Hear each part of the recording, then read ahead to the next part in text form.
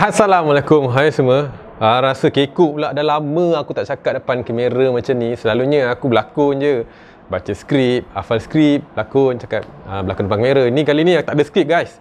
Aku cakap spontan kan, cakap depan kamera seorang-seorang macam ni. Sekejap sekejap. Okey, baru rasa confident sikit kalau ada skrip depan ni. Korang bukan nampak pun anak mata aku membaca. Okey guys, hari ni aku nak buat konten lain sikit daripada yang lain. Kalau korang yang dah lama subscribe aku, korang akan tahulah konten aku macam mana. Sebelum ni konten aku banyak buat drama pendek kan, cerita-cerita lawak, cerita-cerita seram yang berbentuk lakonan. Tapi kali ni aku nak buat lain sikit. Aku bercerita, korang dengar lah, harap korang dengar sampai habis. Aku bercerita kisah seram berdasarkan pengalaman aku. Ni kisah ni real guys, aku tak mereka cerita. Okey, berdasarkan pengalaman aku sendiri. Seperti mana yang korang tahu kan, aku rasa tak ramai yang tahu. Mungkin aku ada 150 subscribe ni, yang tahu hanya aku rasa 100 orang je lah. Okey, aku ni dulu, bukan dululah, sampai sekarang aku selain daripada aktif buat video jadi seorang yang kata YouTuber lah ataupun content creator, aku juga dulu aktif dalam mengamal perubatan Islam. Bahasa mudahnya orang kata perawat Islam lah, ataupun perawat Islam lah. Macam contoh lah, senang cerita, ada orang sakit, tak kisahlah dia sakit apa, dia sakit kepala ke, sakit belakang ke, ataupun ada orang kena gangguan sihir, gangguan jin ni kan, santau saka dan sebagainya. Mereka ni yang sakit ni, mereka jumpa aku, dan aku sebagai perawat Islam lah orang kata kan, perawat Islam ni, aku pun membantu dengan meruqyahkan mereka kan, membaca ayat Quran daripada ayat-ayat Quran daripada, lepas tu baca ayat-ayat daripada hadis Nabi SAW. Nabi SAW. Okey, tenang. Lama lah tak cakap depan kamera macam tu jadinya. Okey, jadi aku pun membantulah mereka yang mana sembuh-sembuh, alhamdulillah. Yang mana tak sembuh tu dengan kuasaan Allah. Okey, itulah aktiviti lain aku selain menjadi YouTuber. Sampai sekarang juga aku sebagai seorang pengamal perubatan Islam, tapi PKP kan, dah jarang lah orang kata, dah jarang berjumpa dengan orang. Okey, tanpa buang masa lagi kan, aku nak cerita apa? Aku nak cerita aku merawat seorang pesakit ni. Pesakit ni dia kena histeria guys, dia kena sihir. Dan selepas aku merawat tu, balik tu aku kena ganggu. Okey, itulah cerita yang aku nak cerita pada hari ni. Dengar sampai habis.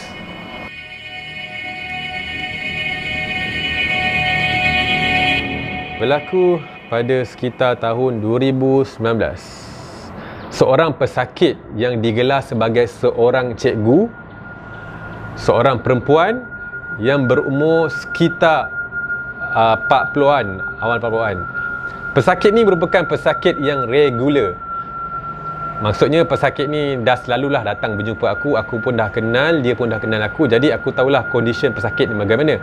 Okey, tanpa membuang masa kan, nak dipendekkan cerita, aku pun mulalah merawat pesakit ni. Aku panggil dia, gelarkan diri dia cikgu lah, senang. Aku pun merawatlah cikgu ni. Cikgu ni, okey, aku merawat dia. Aku baca ayat ruqyah, dimulakan dengan membaca ayat ruqyah dalam 10 minit macam tu. Selepas 10 minit, jin dalam badan cikgu ni dia bercakap. Dia tak keluar, dia bercakap. Kalau korang nak tahu, ada jin yang bercakap dalam badan, ada yang tak bercakap. Yang jenis tak bercakap ni susah sikit kita nak trick dia, kita nak psycho dia. Yang jenis bercakap ni, yang berinteraksi dengan kita ni, kita senang sikit nak psycho dia. Selain daripada menggunakan ayat-ayat Quran untuk mengeluarkan ataupun mengusirkan jin dalam badan ni, kita juga boleh menggunakan dialog-dialog lah, ataupun psycho, ataupun kita kena pandai trick jin ni supaya jin ni dia boleh termakan dengan kata-kata kita, dia keluar. Okay, jadi selepas selesai 10 minit aku membaca ayat ruqyah, aku pun berinteraksi lah dengan jin dalam badan cikgu ni. Yang menariknya, jin dalam badan cikgu ni dia banyak, orang kata dia mulut murai atau banyak bercakap. Dia banyak bercakap, macam kena tembak, cakap apa. Kalau kita tak layan pun dia terus bercakap. Orang kata orang yang macam happy go lucky. Aku pun bersembang lah dengan jin dalam badan ni. Antara ayat yang aku ingat lah kan, seingat aku puji dalam badan, aku puji jin dalam badan cikgu ni. Aku tanya dengan dia, kau ni cantik kan? Lepas tu dia kata, ish, mestilah cantik. Lepas tu aku puji dia lagi, kau ni memang cantik lah, perempuan. Kau perempuan kan, betina kan, cantik lah, aku cakap. Lepas tu dia suka guys, dia macam gedi. memang aku cantik. Okay, aku puji sebenarnya bukan ikhlas pun, aku just nak psycho lah dia. Bila aku dah puji, dia suka. Bila dia suka, aku suruh dia keluar. Macam tu lah taktik. Dia lain orang, lain style kan. Jadi aku puji lah. Aku tanya dengan dia, kau ni cantik kan? Mesti rambut kau panjang kan? Aku tanya. Rambut aku panjang, dia kata. Lepas tu aku tanyalah, panjang mana? Dia pun jawab apa? Aku duduk sini, rambut aku sampai dekat pintu masuk. Maksudnya kalau seingat aku lebih kurang rambut dia dalam 10 meter macam tu lah. Panjang guys. Dia duduk sini, rambut dia ada kat pintu masuk. Panjang kan? Yang logik lah sebab jin ni kan, dia umur dia panjang. Kalau umur dia 500 tahun tanpa potong rambut, kau rasa rambut dia panjang mana? Tu logik lah. Itu rambut dia panjang tu. Okey. Lepas tu antara yang aku ingat lagi, aku tanyalah dengan dia kan. Aku tanya dia, kau takut tak dengan surah? Contoh aku ingat surah Ikhlas. Lepas tu dia kata, dia jawapan dia, takut. Macam mana? Sekejap. Dia jawab takut tapi dia happy. Contoh aku tanya, kau takut tak dengan surah Ikhlas? Takut. Mulut cakap takut, tapi dia punya action je macam happy. Pasal aku tanya lagi, iya ke takut? Macam tak takut dia. Takut. Pasal aku tanya lagi, dengan surah At-Tariq takut tak? Dia punya action tak takut. Action dia macam takut, tapi mulut dia takut. Dia maksudnya dia nak tipu kita, tapi dia bodoh. Cara dia tu tak kena. Macam tu lah. Jadi dari situ aku tahu surah mana yang dia lemah. Aku tanyalah, ayat kursi? Takut. Gaya happy, cakap tak takut. Jadi kita tahulah. Okey, nak dipendekkan cerita kan guys, aku pun akhirnya aku pun berjaya lah menghalau jin daripada badan. Aku berjaya mengeluarkan dengan dialog-dialog yang aku gunakan dengan ayat Al-Quran.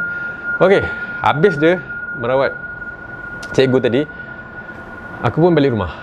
Dekat sinilah mulanya gangguan yang aku terima. Sampai di rumah, aku terus tidur. Aku tak tahulah kenapa hari tu aku ngantuk gila. Selalunya tak mengantuk pun. Aku rasa letih dia macam kalau korang pergi panjat bukit, lepas tu korang turun, balik tu macam mana korang rasa? Ataupun korang bersukan gila-gila kan, macam mana korang rasa? Macam tu lah letih yang aku rasa. Padahal aku pergi merawat je pun. Merawat ni memang letih, tapi tak seletih pada hari tu. Okey, aku balik je rumah. Aku terus tidur dalam bilik. Waktu tu bini aku dia kat dapur, dia buat kerja dia lah. Aku tidur. Lepas aku tidur dalam setingkat aku dalam 20 minit macam tu lah kan.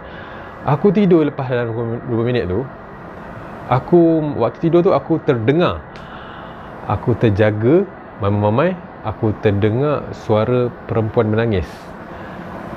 Suara tu memang bukan suara bini aku, confirm 100%. Dan kalau bini aku nak nangis buat apa? Aku tak buat salah pun kan. Aku terdengar suara dia menangis. Sebiji macam dalam TV lah kot. Kalau korang rasa suara dia menangis, bukan suara menangis yang biasa-biasa, yang seramnya kan. Aku nangis, aku dengar menangis. Aku pun buka mata. Aku tak bangun, aku buka mata macam tu. Aku dengar. Lepas tu aku buat apa guys? Aku tidur. Aku pun tak layan, sebab letih aku tu mengalahkan takut aku. Aku pun tak layan, aku pejam mata, aku tidur balik. Okey, suara perempuan menangis tu hilang. Aku pun tidur balik. Selepas tak sampai dalam 5 minit, aku datangnya satu aura aura yang menakutkan, ataupun kalau korang pernah rasa meremang bulu roma, macam itulah rasanya, membuatkan aku terjaga sekali lagi membuka mata. Aku jaga muka mata dalam keadaan mamai-mamai kan. Aku dongak sikit kepala aku ternampak ada seorang perempuan, bukan bini aku seorang perempuan yang duduk dalam keadaan bersimpung. Kalau lelaki duduk bersila kan, ni perempuan duduk dalam macam duduk dalam keadaan tahiyat akhir, bersimpung macam tu, pakai baju kebaya, pakai kain batik, rambut dia, aku tak ingat rambut dia macam mana, rambut biasa kot, rambut ikat biasa, tapi muka tak nampak. Jauh 10 meter aku pun buka mata aku dalam keadaan mamai, aku nampak. Lepas tu tak sampai berapa saat aku nampak kan, dalam 5 saat dia dekatkan aku. Dia bukan jalan tau, dia macam puk. Dekat dengan aku 8 meter, dekat lagi 5, 3, fuck, terus depan muka aku terus terbangun. Dia macam jump scare. Aku ingat kan jump scare ni hanya dalam filem je, hanya dalam TV saja. Rupanya jump scare ni real life pun ada. Aku tak menjerit. Aku macam macam tu lah. So aku baca ayat pendek dan aku pun tidur balik. Sebab aku rasa, aku tahu benda ini datangnya daripada aku merawat tadi.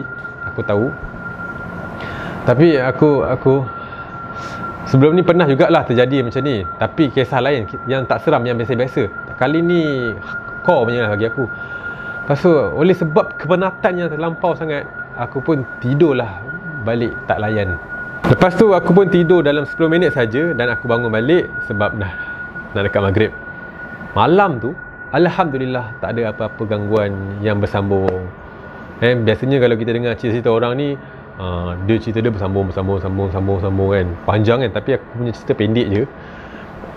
Bagi aku simpulkan ini adalah gangguan, mungkin datang daripada aku merawat orang yang kena rasuk tu. Dia terbau-bau sampai rumah. Tapi nasib baiklah setakat tu je, tak berpanjangan, aku tak sakit ke apa ke. Alhamdulillah. Biasalah orang yang merawat orang kena sihir, orang kena gangguan ni, dia mesti ada cabaran dia. Cuma cabaran dia tu berbezalah dengan setiap orang, lain cabaran dia. Dan setiap manusia ni dia ada gangguan-gangguan yang tersendiri. Semua manusia akan diganggu oleh jin. Bagi aku tak melatah pun dengan gangguan tu. Alhamdulillah, kita sebagai manusia memang kena sentiasa ada pendinding diri, guys. Jadi sampai situ sajalah cerita aku. Kalau korang suka dengan video aku ni, suka dengan konten sebegini, boleh tak korang komen kat bawah. Kalau aku rasa macam dapat sambutan, aku akan teruskan dengan kisah-kisah seperti ini. Terima kasih kepada korang yang tengok sampai habis. Assalamualaikum warahmatullahi wabarakatuh.